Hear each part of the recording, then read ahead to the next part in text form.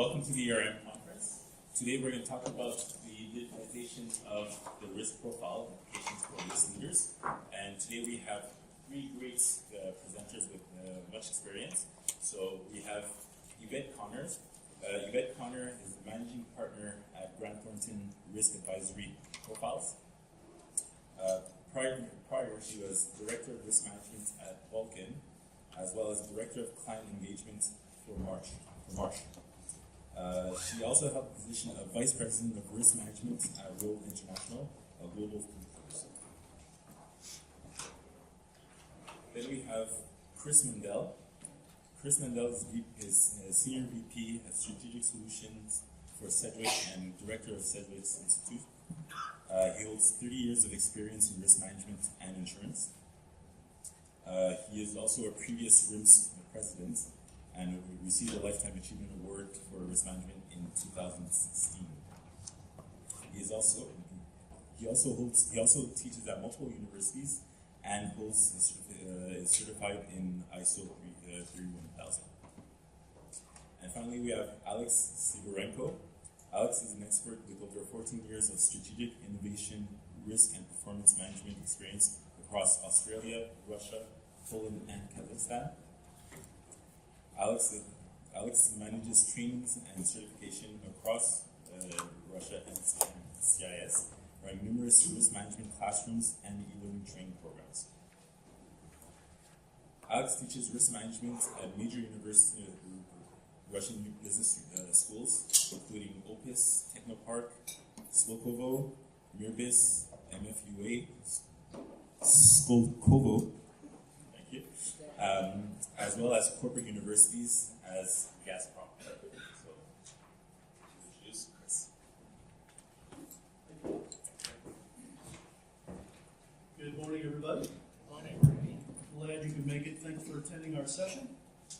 We're talking about a subject that's near and dear to my heart because I really have believed for a while that, our jobs, or the risk leader's job, is changing radically and will continue to change radically. And it's, I think, going to be driven in large part by digitization. And I think you guys probably have a good sense of that yourselves just from your day-to-day activity. But we want to talk about it in a little more detail. If I can make this thing work. There we go. So we've covered that. So I use this slide a lot in a different context. It's actually differently populated normally, and I'm usually talking about where we've been and where we're going. Where we've been is the same, right? We've spent a fair amount of time in what I call traditional risk management, which I kind of summarize as ensuring the bad things that can happen to our organizations, and then advanced risk management, a euphemism for enterprise or strategic risk. And I used to have up here a book I'm actually working on, the label being high performance risk management. But I thought for the purposes of this session, we really needed to acknowledge that it's really going to be increasingly about digital risk management, where the focus is still the long term, and it's still all about making better decisions and accomplishing the mission. But the digitization process of pretty much everything we do in our personal and work lives is going to be massively impactful. Now, we've got some folks this morning that have different opinions about that, so I'm hoping this will be a dynamic discussion. In fact, I know it will. And what we hope to do is spend a little bit more than half the time presenting some things, laying some foundations, giving you some ideas about what you need to do, hopefully some takeaways, and then we're going to hopefully have a moderated discussion by me that will hopefully engage you guys in your key questions about these things, which I know there's got to be a lot. I thought it'd be a good place to start with at least understanding what a risk profile was. Since in many cases, I didn't really start using this term, probably didn't use it at all throughout most of my career until I started teaching these last 10 years for RIMS and others. But here's a few definitions, and I won't belabor it except to say that the definition I found in IRMI, the International Risk Management Group in Texas, is very, very much about expected losses in insurance. And the Investopedia risk profile definition is what you'd expect. It's about how individuals make decisions about risk-taking when we invest our own personal assets. But the progressive view, which I'll say is really the organizational view, and these are my words, not from any other source, I think is right on. It's a depiction of, or summary of an organization's threats and opportunities correlated to its short and long-term objectives, which identifies then any gaps between those risks and those objectives, where those risks would either be a threat to or an enabler of accomplishing things. And then the digital risk profile is the same thing, except to focus on how the exposures are modified, both on the downside and on the upside, by technology, the internet, the cloud, and other aspects of the digital world that we increasingly live in.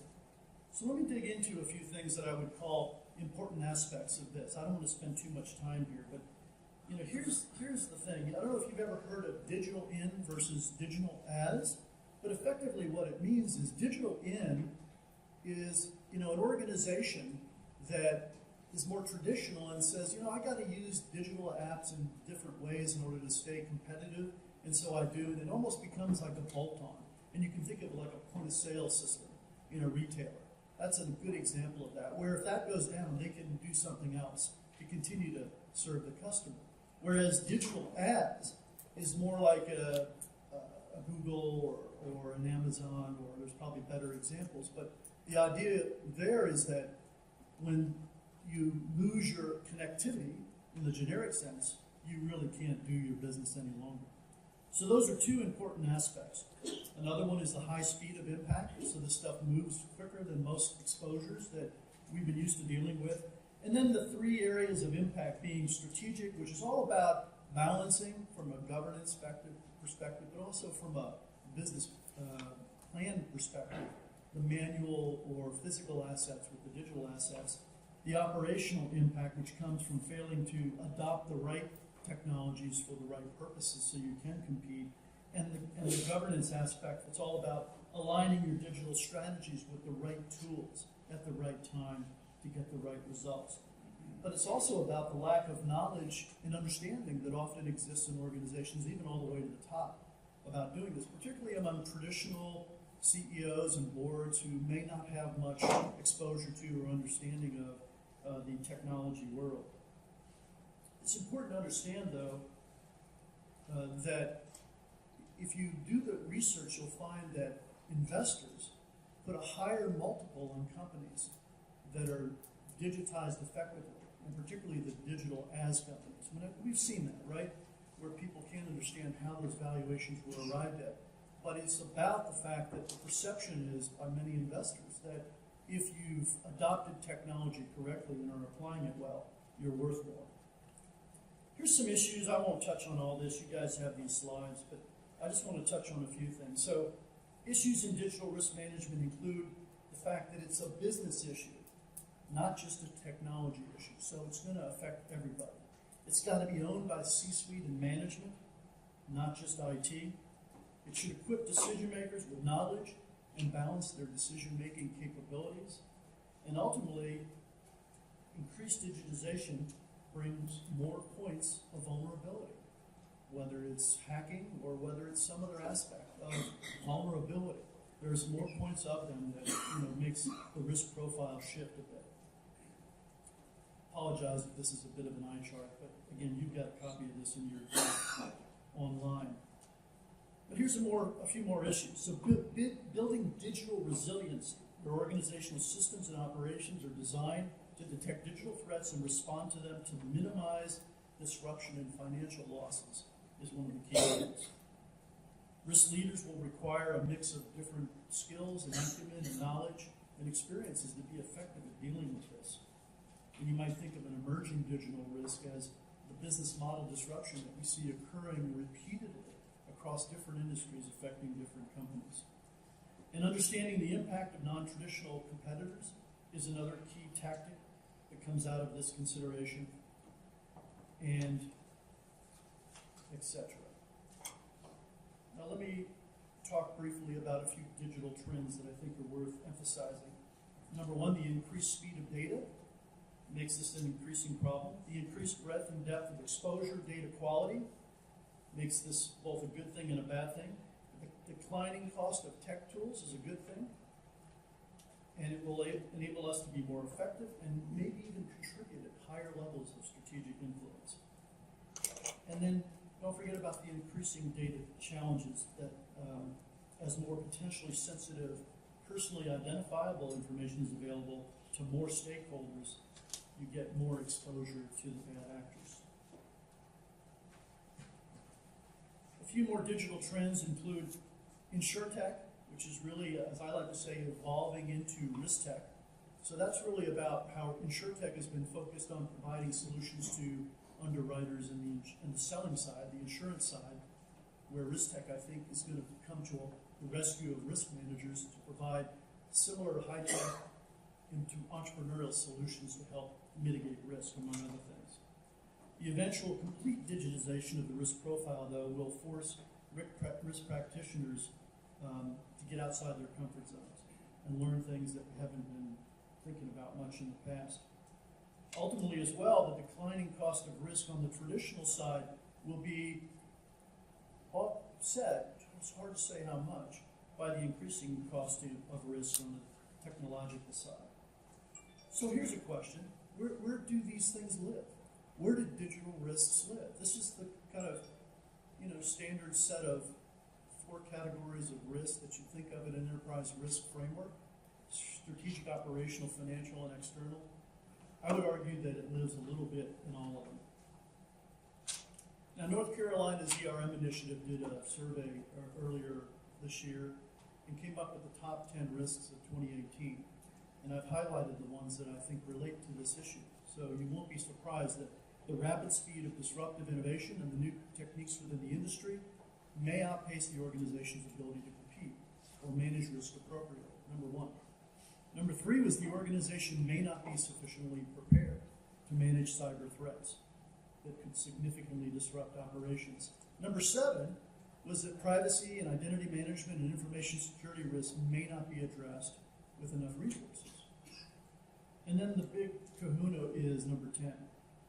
Companies that were not born digital, that's the digital as that I mentioned earlier, face significant operational, and I would argue even strategic challenges.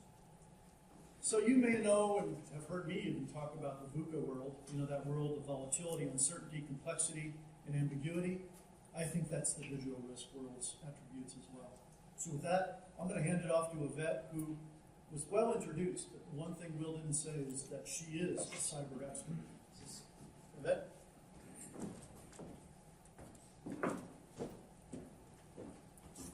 Good morning. It's nice to be here with you all. Before I get to my slides, I want to position a question with you to consider as we roll forward. Will you have the same job in 5 years? If you practice enterprise risk today, will your job be the same in 5 years? So write yourself a little note and take a guess, and then catch me after we're done with this session and tell me if your answer is yes or no and why. I'll be very interested. So I'm going to argue a couple of things today that might seem a little radical on the surface, but I'm going to ask you early in the day, maybe before you haven't had all of your coffee, to open your mind and imagine what is essentially the art of the digital possible. I'm going to try to not use consulting terms or even risk management terms. I'm going to use board terms and talk a little bit about what the boards today around the world, globally, are asking, some of the challenges they're encountering. And I'm going to argue that risk management in some ways is going to become less important than where it is today, which is why I'm asking you if your job might be different in 5 years. We know a couple of things are fundamental.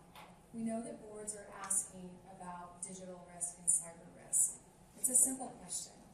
And the question basically has to do with the fact that they're feeling some heat.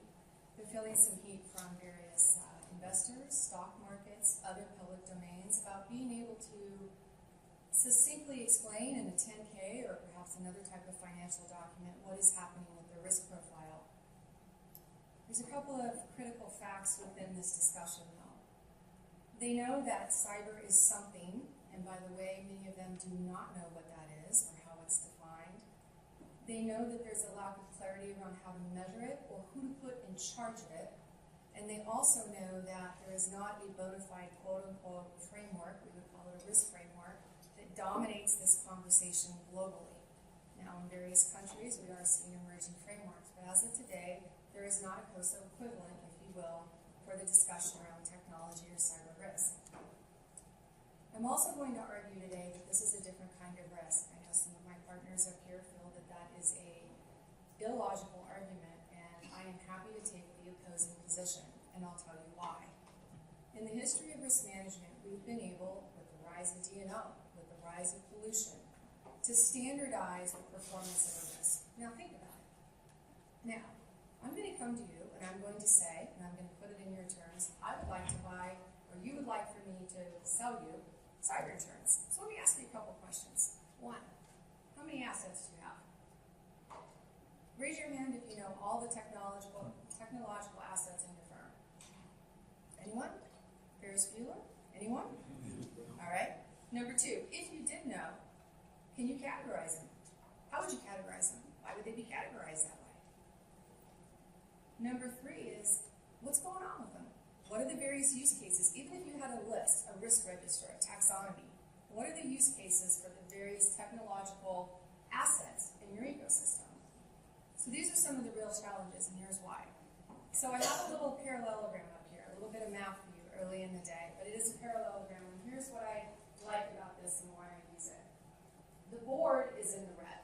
So the board is paying attention to things that are starting at a very strategic level and going down the parallelogram, following the triangle and the inverse. So from big concepts around company killers and reputation, things that are showstoppers, seems intuitive, right? And we're going to get to the digital part of this. And they drill down to cost. Now on the yellow triangle is a enterprise risk, or let's call it a more traditional risk management line of thinking, which is where we tend to start with operational errors, losses, compliance, and admin, right? When we go up, risk financing, insurance, projects, and initiatives, engaging ourselves in that discussion, working to reputation management often is a byproduct of that exercise. What we see is that it's not that we're talking a different language, but we are taking different approaches about how do we get to our answers. And this is where the rub happens in technology risk. Because in technology risk, what we often see is that the first place that we run a diagnostic, in the absence of knowing your assets, in the absence of having a technology, in the absence of knowing use cases, and again, if there are any of you that have this all figured out, please do let us know, because you should win the Nobel Prize. So what we are seeing instead is that we can back into this with discussions around velocity, reputation management, etc. And that's important because these are the trends. I like to present them a little bit different. I like to talk about how they impact how you do your job. So we talk about supply chain. We talk about hiring folks. We talk about compliance complexities. We've seen regulatory shifts and continue to see regulatory shifts globally that add many layers of discussion points throughout business. There's some interesting things on the right, though, in particular climate change, which I have to call out when we begin to talk about digitalization and how it's playing a role in very large macroeconomic risk profiles, such as climate change, that organizations are paying attention to, especially boards. And boards are feeling the heat, so here are their questions. I hear these questions regularly. I actually summed them up for this presentation. What processes do we have in place? Are our mitigation efforts working? What else may we need to become more resilient? We are also seeing the rise of a chief resiliency officer. And if you are in risk management, that goes back to my original question about that role perhaps versus yours. We're also seeing the rise of the chief transformation officer. At the end of the day, we have GDPR. Most global companies simply say, do we know what we have and what are we doing about privacy? These are gross oversimplifications, and there's a lot of folks in the organization that do it, including yourselves. And then we might say something like this, and I picked this cartoon because I thought this was me, and it still remains me in some instances. At the top, in case you can't read it, it says, instead of risking anything new, let's play it safe by continuing our slow decline into obsolescence. And by the way, digital transformation at its core is all about eliminating or avoiding obsolescence, right, for a couple of different use cases, including compliance and productivity. At the bottom is Dilbert, no longer published, but this is a good one, and it's a risk management one. On the left, we have the boss who says, we'll need a risk analysis on this project before I can approve it. Dilbert says, at his computer, risk 1, indecisiveness, risk 2, overanalysis, risk 3, cluelessness, risk 4, micromanagement. goes back into his boss. His boss says, I don't understand these risks. Dilbert says, that's risk number 36. So this is the practical reality of some of the headwinds that we face in our jobs. So when I say, well, what are the risks? I thought I'd just show you a really simple, easy to understand picture about what all the risks are that are involved in digital transformation. Now, I picked this because this is from Canada. Because Canada has done some stellar work in the area of thinking about digital transformation and what it means to various industries. Now, the colors up here are actually industries. This work, are you ready, was done in 2012. It was a one-year project completed in 2013. How far ahead of the curve is that? To actually imagine that art of the digital possible for a country, looking at the entirety of its GDP across various industries, trying to really get that foresight and, if you will, executive view on how this could change how folks do business in Canada and why. So they segmented by industries different ways to think about this digital transformation. This is publicly available, and I cited my source on the slide. You can go back, look it up. There's some tremendous visualization around this, some things you might want to grab and perhaps use in your next board conversation. But here's the part that was so interesting, and it's the finding that I cite. The finding basically says that regardless of what kind of technology that we're seeing, and by the way, it's moving so fast that it's nearly impossible to underwrite. Again, I'm going to argue that's what makes it different. But having said that, what we see is that risk management, it may not diminish in value, but it might look different. And again, bear in mind your answer to my question. And in how it looks different, will begin to align with the rapidity and the generation of these new emerging technologies that risk management will need to become engaged in. That was actually right in the report. Second bullet, the global nature of these technologies suggests it's going to be very challenging to respond quickly, both in collaboration in your business and in other countries. And that, again, I will argue, makes this a very different type of risk. We have speed to execution. We have innovation on an hourly basis, especially if we're talking about zero-day events. And I can guarantee you that a 16-year-old in his bedroom somewhere is right now writing a zero-day code that's going to go live in about 30 minutes during the time you're in this room. That didn't exist when you sat down. All right, so who's up to no good and why? So what we basically see is that we have external, internal, and multiple sources. And I'm actually going to show you some live cyber happening while you're sitting in here. But there's a couple of things that matter with these slides. It impacts everyone. That's the headline. We see some industries that suffer more than others. Some of them have been easy pickings for some reasons we won't get into, or maybe we will later today. But we see that this is a common global problem. Nobody is excluded from these sort of infections. What we also see is that they're after certain types of things. So when you put your risk management hat on, you can use this as your initial Sherlock Holmes way to think about your role, which is that I need to think about extortion, I need to think about financial crimes, right? So I'm starting to use some similar terms that we might have in various insurance policies or risk identification processes. And then I need to realize that there's things that simply don't exist yet and keep my mind open as to what they would be, i.e. points of motivation. And by the way, sometimes that can be political, or sometimes that can just be downright ornery behavior with no rational purpose. So I thought I would go ahead and do this. Chris and I we rehearsed it earlier. We'll see how well it works. All right. So I wanted to show you live DDoS attacks. This is happening while you're sitting in the room. This was created by Google. It was in Skunkworks for a few years. But it's a really important example of how you can show a board that this is number one, not just about cyber. DDoS is actually the number one loss leader that we see in business functionality. And it doesn't get headlines because it's not very sexy. A breach is actually way more sexier, right? So we can say, oh, this big bad company got hacked because they weren't doing the right thing. Okay, that's a headline. People like it, they read it. What about DDoS?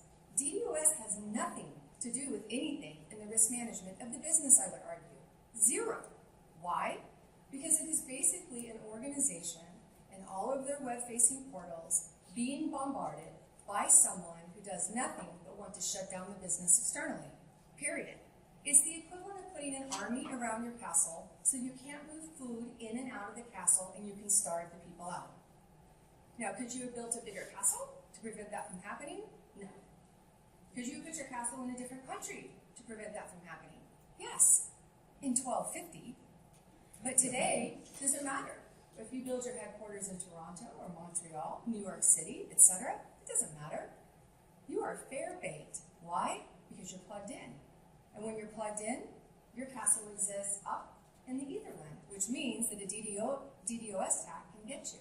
So what is this? These are different types of attacks. So we were looking earlier, right? Let's see what's going on here.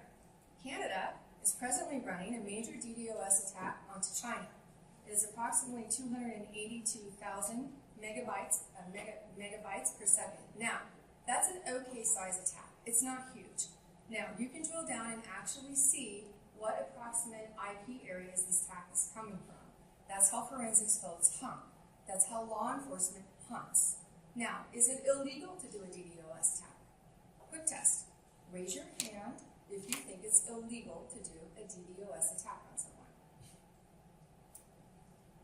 Okay. Not illegal? Undecided? Okay. The answer is it depends on the country. The country. The answer is it depends on the country. The other answer is it depends on your target. If your federal government is attacked, as an example, you will get a different response than if the local dry cleaner with 15 offices is undergoing a DDoS attack, no? Now, we are seeing the rise of regulations that are changing this, but I just want to show you this. It's a digital attack map. You can go on it. And does it not go down? No. How do I get out of it again? Or Alex, you have this down. Go to my slide. Okay. We did it. So, what are we going to do? So let me give you the good news, because it's not all bad news. Some of the stuff is super cool, right? It's interesting to learn about. So go learn. So let me show you one thing and challenge you with another. This is a grand opportunity for you. If you're in risk management, I'm going to say it's the seminal opportunity of your career. Here's why. Silo busting for the first time ever is not aspirational. It must happen. It must happen. Why? Because digitalization is essentially a shift in culture. It's all about changing business processes and business operation for the benefit of the customer and to also engage folks in coming to work for you. So it's about products, clients, employees, and culture. All of those things have to happen collaboratively. Now, how you collaborate might be different, but the bottom line is silos cannot exist any further in business processes. Let me give you an example. We might not have any HR people here, but they're a terrific example. Here's why. How do you hire people? Hire them on the web. When you work for an organization, how much of your day-to-day HR engagement is web-enabled or technology-enabled? Here's an example. Your payroll, right? How do you access your payroll stubs? How do you access information about what you may have paid in taxes? How do you get information about your employee benefits or other sort of social programs that might be involved in health or wellness? All of that is running on a variety of programs that are technology-enabled. So a risk manager or somebody working in enterprise risk doesn't need to necessarily understand the risk. You need to understand the process, the business process. When you understand the process, you're not working across silos anymore. You're working across HR, marketing, procurement, operations in general. You see that? That's very, very different. We're no longer drilling down into risk topics. We have to evaluate risk according to process of performance. So with that, we'll simplify the discussion. I wanted to actually leave you with some questions that you can come back to about learning to bridge the gaps and who you should be reaching out to, which Crystal challenged us on. So I have a few folks that I think play in this game in particular. And then also I wanted to leave you with why I think the silo busting means that everyone will finally become a risk manager. So I put a little chart on here. Have you heard of something called spear phishing? All right, in essence, spear phishing means somebody clicked on something and it got into the firm in its simplest format. Somebody caught you in an elevator and said, "Can you please explain that to me?" In essence, that's your answer. Now, what we're seeing is this, and this is why cyber is different and digitalization risk is challenging, is that we see a difficulty in training any number of people, whether it's 5, 50, 500, 5,000, 50,000, or 500,000. They all behave the same. Because it's an amazing human experiment. And here's what it shows. My graph shows this. Folks that click on things continue to click on them. Big headline, right? Well, we have a lot of data now that shows that no matter how much training you do, this still happens. Why? Now, I don't know how many millennials we have, and I'm not going to pick on you, but what I am going to say is this. You like to listen to music at work. And when you put it on, I will argue that folks are not always acutely aware of things that are going across their screen in terms of the clicks. They may be cognitively aware of what it is they're reading, but when you open something, there's often not a strong front side filter that prevents a click. Other things that happen. We see folks in the older generation who really enjoy watching Netflix at work. I cannot tell you how often we see this in Wi-Fi, packet analysis, the use of Netflix during the day. Now, do we see dating apps? Yes. But we really see Netflix. Why? Because Game of Thrones is addictive, right? So what we see is that folks are not paying attention. That's my headline to you. That is the real risk of the digital economy. That is the real risk of digitalization, is that folks do not pay attention. They click on things and they open doors to your ship that helps it sink, right? So now I'm on the external risk, not DDoS from the outside. Now I'm talking letting someone into your castle. And in that instance, we see training and the need for training and risk management's role in training evolving very, very quickly. We see also these emerging risk frameworks, and we'll do some Q&A on that. And I want to leave you with what good looks like. So I started off by saying there is no global risk framework for digitalization. I'm going to stand by that with a caveat. We have one coming, and we are starting to see it spread globally. It did start in the United States. Not everything we do these days is exportable, but this one is. And this information is a way for you to apply risk management, I will argue ERM principles, to help figure out what's going on in your business or your ecosystem. It should sound familiar. In enterprise risk world, we might say identification, examination, selection, implementation, monitoring, and reporting. Do those ring a bell? They're on every ARM test. Now, let's put it into a digital speak. Identification, protection, detection, response, recovery. See that? So that's what the NIST cybersecurity framework essentially is. It's a way for you to build a bridge from the digital world to the risk management world, so that when you think about what you have and what it means and how it's working, you can use this kind of framework. So with that, the rest is just in case we need it. I'm going to turn it back over to Chris and to Alex.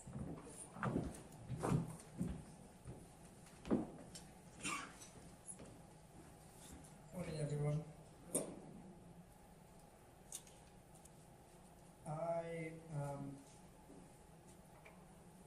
If you've never seen me before, Google Risk Academy, and you'll be surprised. I will be purposefully controversial because that's what I've been doing for the last 7 years.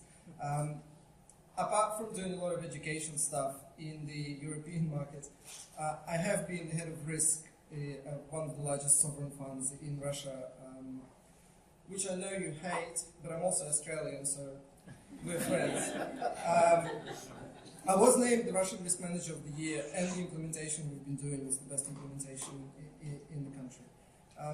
But anyway, since then, I've been publishing a lot, a lot of content, which is every time is classified as controversial or alternative. So this is what it's going to be about. Keep an open mind. Don't throw stuff at me.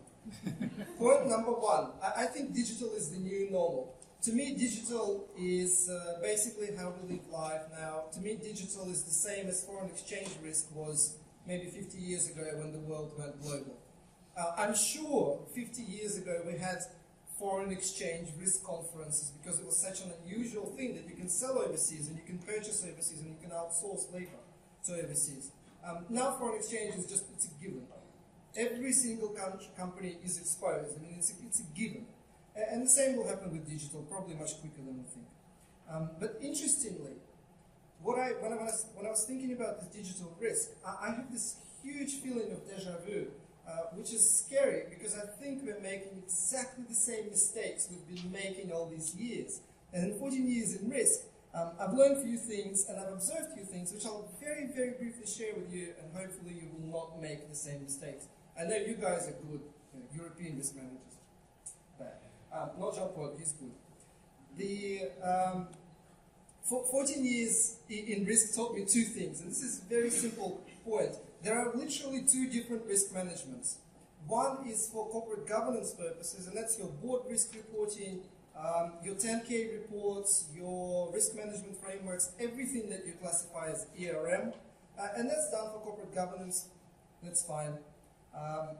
That is primarily window dressing. None of it is real. It's the quicker you can do it, the better. There are other better ways to do risk management. And then there's risk management 2, which is how you actually use risk analysis to make decisions. And that's where all your decision science comes in, decision analysis created by 2 professors in Stanford and Harvard that have been commercialized in a wonderful book called Decision Quality by Carl Spitzer.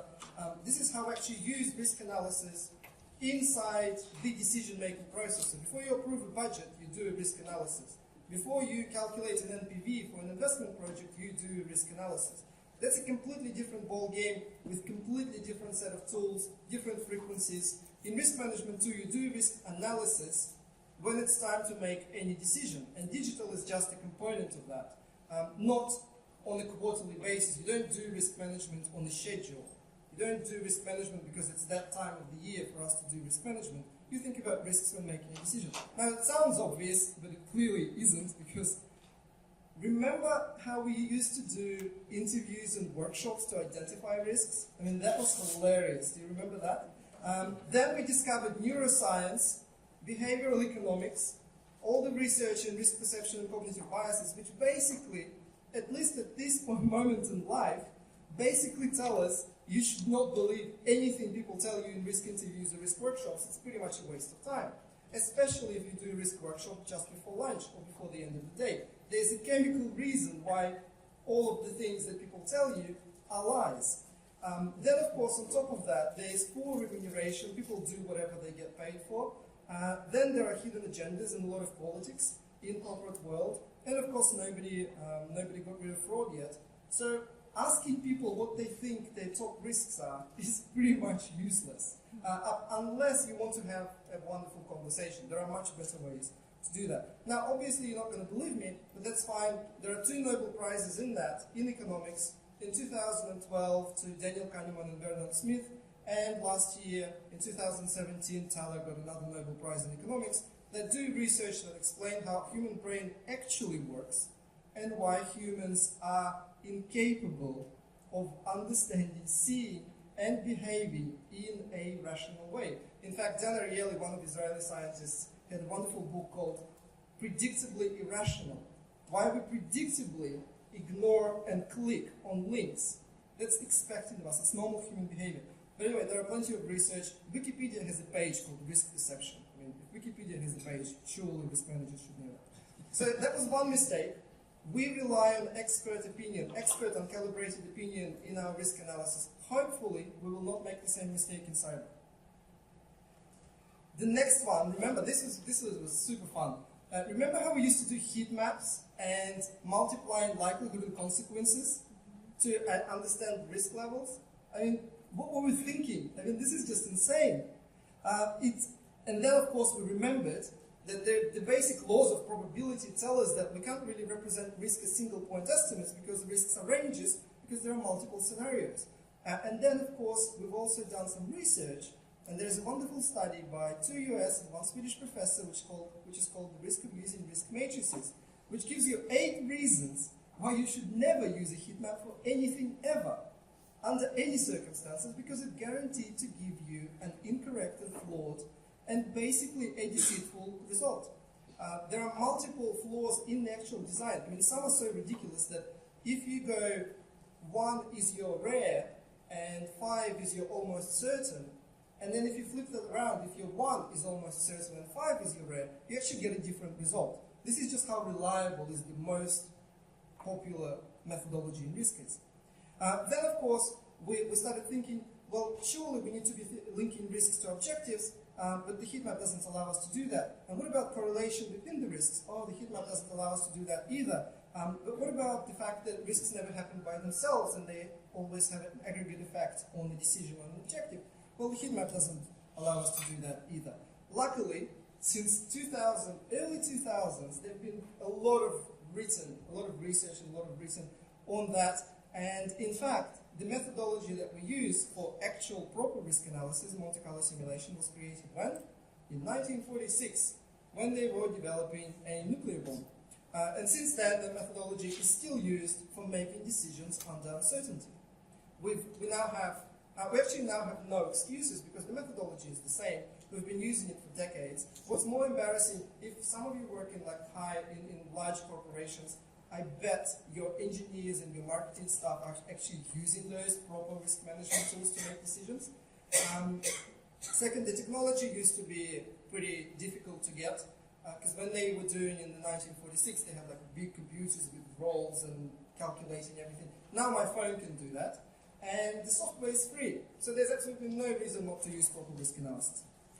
And the last one, remember how we used to do risk reports, like board risk reports and quarterly risk reports? I mean, seriously, like, why? What were we thinking? I have no idea. Are we making the same mistakes again? Because clearly, it makes so much more sense to report risk information in the context of normal performance reporting. Because it makes no sense saying, we've just met our sales target and we have 3 risks that are in the red. When you can actually say, you can actually recalculate all your performance reporting targets with risks in mind. So this is just an example. On the left, this is how you actually report cash flow, saying the business plan is not going to stand because in 5 years we're going to go bankrupt. And there's a 40% chance happening of that. The second one is how you report NPV. We want to invest in this project, but NPV is not 100 million. It's actually between 60 and 120, whatever that number is. And that tornado diagram is how you actually represent a heat map. That's your actual prioritization of risk, because it clearly links each of the risks to the actual decision or to the actual objective. Anyway, I was going to continue how risk management frameworks as a document, not as a concept, but as a document inside the organization, also makes no sense. But I think you get the idea, plus I want to keep it super short.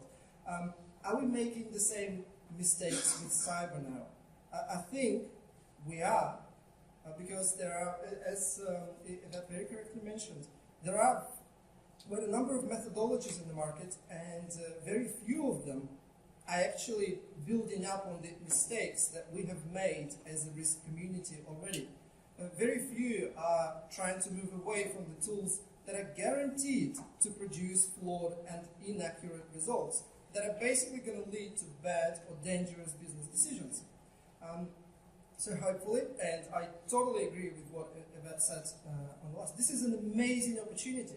This is like one of those chances that life gives us, saying that here's the new reality, now it's digital.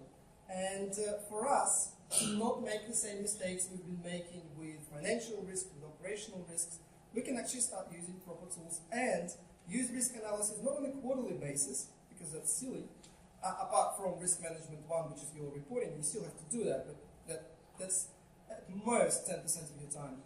But we should actually integrate risk analysis into the decisions that the business is making. So next time your executives approve a budget, the digital risk has to be part of the calculation of the budget, and they have to be approving budget 2.0, which is calculated after you've taken into account all the digitally related risks. Next time they make an investment into any new technology or any new construction, or literally anything, the NPV should be calculated using a different methodology, because that's what risk management was always meant to be. Thank you, and we're now off to debate. And I hope we've raised a lot of questions in the audience, so we can ask us. All right, Alex, I knew you wouldn't disappoint me with your controversial comments. So how many of you are ready to toss your heat maps into the trash, or have already done it? All right. You may be onto something, Alex. But I do want to ask you, since you just came off the stage, and maybe I don't want to misinterpret you, but is cyber risk just another risk? Can we get the mics? They're right there. Turn on your lavalier. You got to push the button on the top. Oh, sorry. Oh, yes. Sorry. Thank you, and thank you to the brave people who are going to throw away the heat maps. It's not a weird discussion. I mean, I think it's now a given that risk maps are flawed. You have to fight with your own self to justify continue using them. They're guaranteed to produce flawed results. Coming back to your question, is cyber just another risk? I think we're now going through a very short period of time when cyber is sexy, and because we haven't explicitly looked at it specifically, there will be like a very small period of time when we actually have to quantify the cyber risk exposure for the organization to take like a stock count, do like a baseline, like this is where we are. But this is not sustainable, because this is basically what I'm trying to say. We've made that mistake before. Just quantifying cyber risk or just analyzing any particular risk makes no sense whatsoever, because you've quantified it on a quarterly basis.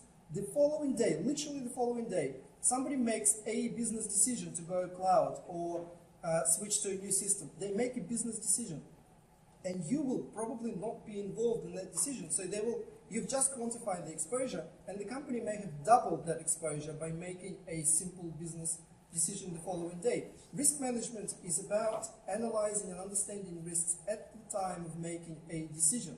Whatever you do on a quarterly basis is window dressing at best. It's fun, maybe, but it's not changing how people actually make decisions. Okay, so let me ask you, Yvette. I know you've pretty much answered this question, but just at the highest level, the most significant points, why is digitization risk or cyber risk different? Because it's dependent on culture. What we're seeing is not just the emergence of a new risk or a different risk. What we're seeing is that the business that you're actually working in is changing. Buying or selling autos, adding or lowering payroll. Those are things, that's not what I'm talking about. I'm really talking about the nature of how your business goes to market is shifting at a pace that is incredibly difficult to track and manage. The Prime Minister of Australia recently made an announcement about the digital transformation initiatives that were happening in Australia. They are making a commitment around transparency and the reinvention of the federal government, the Australian federal government's go-to-market strategy for its users across all aspects of its business model. They started with smart cities. So when you think about stoplights, when you think about the integration, we are seeing a transitioning to a whole new way of thinking. You literally have to throw out the old, and I want to, just set it aside, if you will, and imagine that the way that we actually think about digitization, which is transferring something to an electronic format, versus digital transformation, which is evolving and changing the business, first of all, are different things.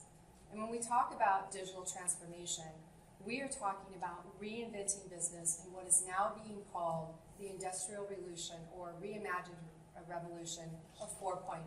You may have heard the terminology, right? And so we can no longer, and I don't think heat maps are necessarily the issue. I mean, I've never seen a board make a decision off the heat map. They make a decision off an analysis of an initiative or a strategy that goes through a financial due diligence exercise.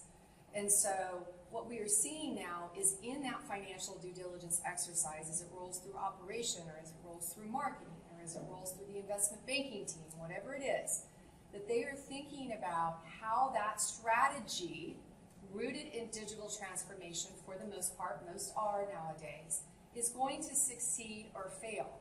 And here's why it's extremely different. Failure is acceptable. When in risk management has failure been acceptable outside of select margins of risk tolerance? Now, throw that out the window.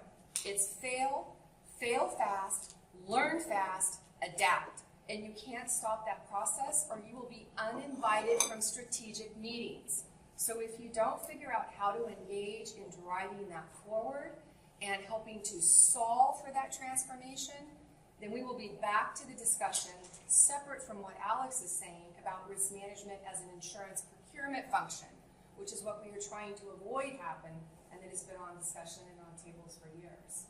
Now, I got the impression that maybe that chief resiliency officer was kind of the beginning of that issue. to the extent that risk leaders don't, step up to the plate, so to speak.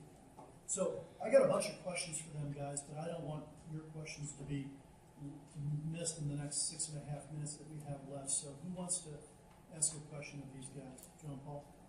I'd like actually to make 3 comments if you allow me, Chris. Comment 1, the smart city movement started in 95. And in Manchester. Speak up so they can You hear you. hear me? Or let me turn around. Yeah, stand up and speak. That will be easier. First one, the smart city movement started, as you know, with Manchester in 95. Point 2, I think we're making with cyber risk the same mistake we've made with reputation. Reputation risks don't exist. Any risk is a risk to reputation, because reputation, in fact, is the trust that people important have in you. So the key point is keeping that trust, and 2, remaining relevant. And I think that the resiliency, the relevant thing about resilience is relevancy. Are you still doing the service that people expect? That ends up, and I will stop at that ends up with saying, strategic plan, 5-year strategic plan don't make sense anymore. It's a continuous change, and in fact, what risk management brings to the table is not only helping making the right decision at the beginning, but monitoring those decisions and seeing what the signs are as early as possible, like minor signs or whatever. That shows that maybe the ship is creaking, and you should look into your strategy again. So that was the 3 points I want to make, which corroborate what you're saying, actually, all of you, but in different light, maybe. Any comments?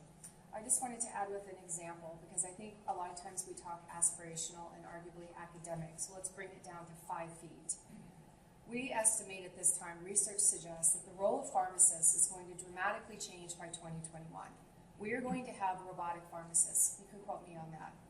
You are going to go to get your medication, and you're going to be served by a robot, not a human. If you want technology information or medical diagnostic information, technology, you want, well, what does this do to me? What are the risks of this, right? They're just going to be able to print it out for you. You're not going to have human interaction. So if you're the risk manager of Walgreens, Rite Aid, pick one up here, I'm sorry, I don't know all the names, Boots, right, over in London or whoever, think about how you have to evaluate that risk paradigm differently, right? So what do I need to know about robotic implementation, what we call RSA? What are we seeing there that suggests I need to think about product performance differently? So when I think about the likelihood that somebody gets a bad dose of medicine, right, that there's some sort of engineering mishap in the performance of the technology, what are the repercussions for that? What's the first party and third party repercussion for that? And how do I understand how we've built a resiliency into that? How are we testing it? Where's the data? Where's the feedback, right? Where's all of that information that's going to come to me? Who has it? How do I learn from them? How did we pick this vendor? What did we agree to do with the vendor that we're using that's getting all this medicine to folks that are coming into our operations? So that diagnostic element that risk tends to be very good at, I will argue is absolutely going to continue to exist. And it will drive the resiliency equation forward, hopefully. But that's an example. Pharmacists by 2021, put an X in your calendar. It's already being widely tested around the globe in many countries. Very good. Questions? Yes, sir. There's a great deal of technology that we all see, probably are intimidated by, and inevitable. But there's also an other side. The robots you're talking about, the people who are handling services in the cafeterias and so forth, those were jobs that used to be done by humans. I used to be able to go, and the guy who put the gas in the car, looked under the hood, checked the oil, and that was part of the service. My question is not to go back, but how do we challenge the 300, 400 million people that need jobs? And they need jobs that are meaningful. They're not all going to be working for Google. That's a big issue in my mind. This comes up a lot. There are some terrific articles that I can direct you to, ranging from academic to experts in the field, that are folks I pay attention to and frankly learn from. But here's the headline in summary. There is still a human in the equation, and let me use my robotic pharmacist. And let me even just talk audit compliance on top of that, right? They've been threatened severely with shifts in potential marketplace disruption around this topic. And Alex, you may have seen this in your work as well. And so the human checking, the integrity and analysis of what the business is doing is changing, right? So there's going to be a trust factor that happens at, let's call it a lower level execution factor, which we've seen in automobiles for years, right? Automobile manufacturing, along with other heavy manufacturing, has moved to robotic manufacturing for years. This isn't new. And that displaced people. It wasn't as big of a headline, given what we have now, but it displaced a lot of folks. But is it still checked? Is it still tested? Is it reviewed? Is it re-engineered and re-updated, right? There's different components. Does it produce data that goes to auditors and compliance teams differently? Yes. Do they have to engage in that data differently? Yes. So my answer is that we do expect to see shrinkage for certain in types of industries and roles. That's been widely published, and I actually, again, I'll point you to a really nice study on it that I and others I think is valid. But having said that, we are seeing the rise of a skill gap. A skill gap is happening that I would say is one of the biggest strategic risks that businesses face today, is filling the gap, not just on their cyber team, but actually in that audit team that needs to review this data and the sourcing of it and the use of it, the compliance team that's working with regulators, right? That we see in our audit conferences, for example, a lot of folks raising their hands saying, what do I need to know about a data set that's coming to me with different critical assumptions than we may have ever seen before? So there is a massive learning curve. I think we're also going to see jobs that we haven't seen yet. And we're actually starting to see some of those jobs. So I mentioned the resiliency officer. The other one that I've seen a lot of lately is a whole team with an operational background, with risk integrated, that are focusing on transformation in the business. So it's kind of like a COO team with an embedded risk role, an embedded strategy role, an embedded compliance role. This is where the silo busting goes away, right? Working as a collaborative team as the business thinks about deploying fintech or insurtech or using our RLA or RSA technologies differently in robotics. We're seeing that. So super, super interesting transformation. Okay, so I'm sorry, we're out of time, but I do want to end this on a high note. Not that that's not a high note, but 30 seconds each. Can you guys share your opinion about what risk leaders can best do, a few things they can do to be better and able to deal with the issues we've been talking about? Alex, go. Do exactly what ISO 31000, an official standard in both Canada and US, actually tells you to do, which is step number 1, find out when, how, and who makes decisions in the organization. Step number 2, check if risk is properly accounted for in those decisions, and if it's not, change the way how decisions are made to properly account for risk. Doing a heat map as part of the multi-million-dollar investment decision is not accounting for risk, by the way. Step number 3, create tools and give those tools to the decision makers, change how decision makers operate, give them the necessary competencies. And step 4, work with internal audit to quality control, because business, due to a lot of research into cognitive biases and how humans actually make decisions under uncertainty, they will not embrace it at all. So you have to play kind of the carrot and the stick together with internal auditors and change it. That literally means rewriting your investment guidelines to change how investment decisions are done and how NPVs are calculated. Literally does rewriting your budgeting procedure to change how the 3 scenarios that finance usually does, which by the way is a better risk management tool than a heat map, scenario analysis, change how those 3 scenarios change to 10,000 scenarios using a Monte Carlo simulation, because that will actually uncover so much more insight for the decision makers. Okay. That wasn't 30 seconds, wasn't it? Sorry. Okay, I'm going to encourage you to meet with 3 people in your business. This is the 5-foot level. 1, if you have a chief security officer or chief information security officer, take him or her out to lunch and ask them about where their head is at in terms of identification, protection, detection of digital risk in the business. Appointment number 2, lunch number 2, dinner or cocktails. Your chief transformation and technology officer. Sit with your CTO and find out, what are you buying? Why are you buying it? What is the use case for what you're buying? When do you expect to implement it, and what should it deliver? Right? Find out what the new cool stuff is that's coming in. Find out if you're in the cloud. Find out about all those things. The third is sit with your controls compliance audit team, another lunch, dinner, cocktail, and ask them how they've aligned the audit plan of the business to look at some of the controls about what it is the CISO told you on day one. And I would do them in that order. Start with your CISO, that's your existing tech that you have in play now. Go to your CTO, look at the future. And 3, go to your third line of defense and say, how do you think it looks today and what are you finding? Excellent. All right, guys. Sorry we're over. Appreciate you all coming. Thanks, guys. I appreciate it.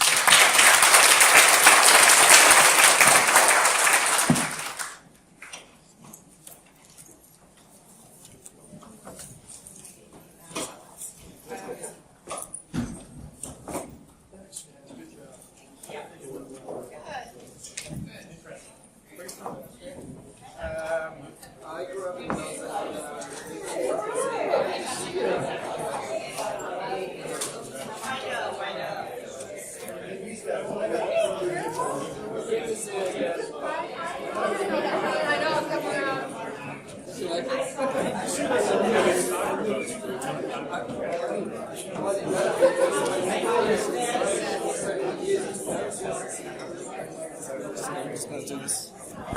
Good.